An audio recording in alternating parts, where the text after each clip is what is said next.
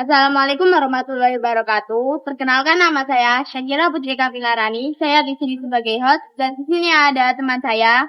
Saya Lintang Nuranisa, di sini sebagai narasumber. Di sini saya akan membawakan podcast tentang Danau Toba. Pasti dari kalian sudah banyak sekali mendengar tentang cerita Danau Toba. Dan di sini saya dan teman saya akan menceritakan lebih lanjut. Bagaimana sih awal mula cerita Danau Toba itu? Jadi, dulu banget di lembah Sumatera Utara, hiduplah seorang petani. Namanya Toba. Ia hidup sederhana dan pekerja keras. Tiap hari Toba memancing untuk memenuhi kebutuhan hidupnya. Jadi Toba memancing untuk memenuhi kebutuhan hidupnya ya? Ya, benar sekali. Habis itu lanjutan hidupnya bagaimana lagi? Nah, jadi pada suatu hari saat Toba sedang memancing, ia mendapatkan ikan yang sangat besar dan warnanya tuh keemasan berkilauan. Sepertinya sangat menarik sih ceritanya. Ya, tentu. Tapi saat Toba membawa pulang dan ingin memasaknya, ikan itu berubah menjadi sosok wanita yang sangat cantik. Wow. Lalu mereka menjadi apa? Ya, mereka menjadi pasangan. Namun ada satu syarat. Apa itu syaratnya? Syaratnya Toba tidak boleh mengungkit asal-usul istrinya yang dulunya adalah setan. Oh, berarti Toba itu harus menyembunyikan identitas orang istrinya ya? Iya, harus. Karena itu sebuah perjanjian. Dan kemudian Toba dan istrinya dikaruniai seorang anak laki-laki. Namanya Samofin. Samofin, keren juga ya namanya. Lalu mereka hidup bagaimana selanjutnya setelah punya anak?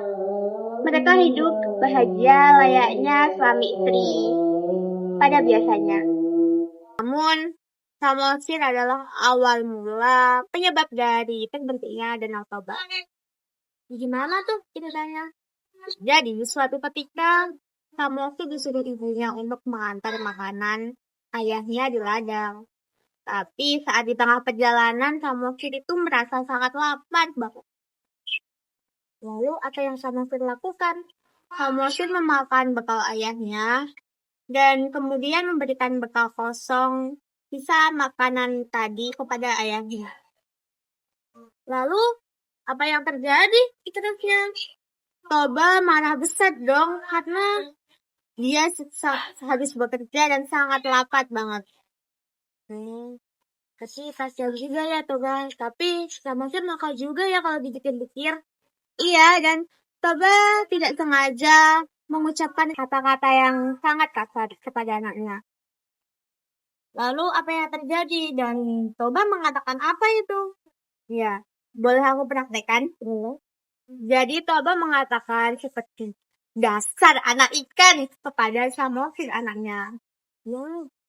Dan kemudian yang terjadi langit menjadi mendung.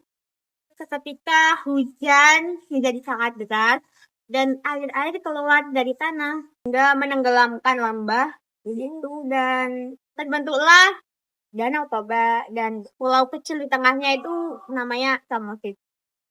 Jadi di cerita itu kita mendapatkan makna kalau kita tidak boleh menjadi anak yang durhaka ya teman-teman.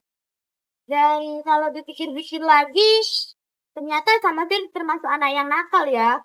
Ya, tapi kita juga tidak bisa membenarkan sikap Toba yang semena-mena dalam berbicara. Benar sekali. Jadi di tengah-tengah itu tadi ada beribu Samosir ya di dalamnya. Ya, benar sekali.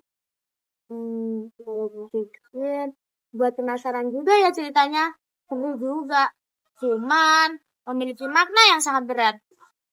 Ya, ada banyak makna di dalam legenda ini. Seperti kita tidak boleh melanggar janji dan kita harus berbicara dengan hati-hati. Lalu apa yang kamu dapat dari kisah legenda ini? Kalau yang aku dapat yaitu kita harus lebih menghargai kepada orang lain. Dan kadang satu kata saja bisa bikin semuanya berubah sekali.